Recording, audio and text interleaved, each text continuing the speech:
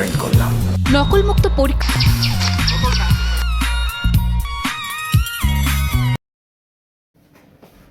তো বন্ধুরা স্বাগতম, ঈদ মুবারক।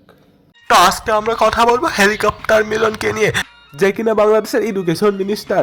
তাকে নকলের চমো বলা হয়, বাট আমি তাকে সান্টা ক্লজ মিলন বলবো, বিকজ সে একটা ভিডিওতে বলেছে সে চমক দিতে চায়, সান্টা ক্লজের মতো চমক দিয়ে বেড়াবে। করুন, নিশ্চয়ই দেখবেন। দায়িত্ব যেহেতু পেয়েছি, ইনশাল্লাহ অনেক চমক রয়েছে, শুরু হবে।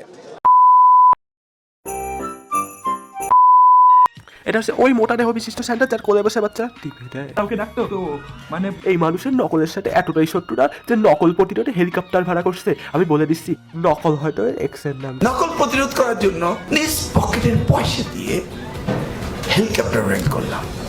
জেনজেটের এর উপর যে লেভেলের সুদর্শন দোয়া আছে, কোনদিন দেখবা ওই একই হেলিকপ্টার রেন করছে নিজের মৃত্যু প্রতিরোধে। নাই, শেখ হাসিনা চলে গেছে, শেখ হাসিনা পালায় না, শেখ হাসিনা পালায় না। আমি একজন নেতা, অর্থ পাচার বন্ধ করতে দেশের সব টাকা আমি অলরেডি পাচার করে দিছি, যাতে কোনোভাবে দেশে অর্থ পাচার না হয়।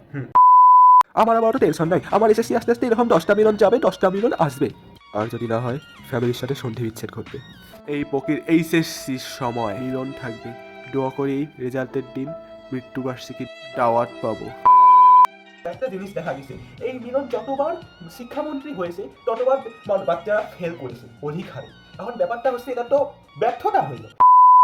দেখো, মিলনের কিন্তু বয়স হয়েছে, আমাদেরও কিন্তু বয়স হয়েছে নামাজ পড়ার। সো আমরা নামাজ পড়ে দোয়া করব মিলনের যেন দীর্ঘ হায়াত, দীর্ঘ পরিমাণে কমায় দেওয়া হোক, আমরা সেটা দোয়া করি।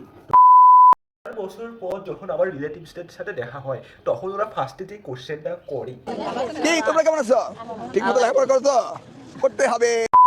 যাই হোক, এই ছোট্ট ভিডিও দিয়ে বিরতি নিচ্ছি। টাটা বাই বাই, তোমাদের সাথে আর আমার দেখা হবে না। আমি এরপর থেকে আর ভিডিও দিব না, বিকজ আমি এরপর থেকে শর্টস দিব। তো যাই হোক, আজকে ভিডিও পর্যন্ত, লাইক করুন, চ্যানেলটা ভালো করে সাবস্ক্রাইব করে tata bye bye, good bye.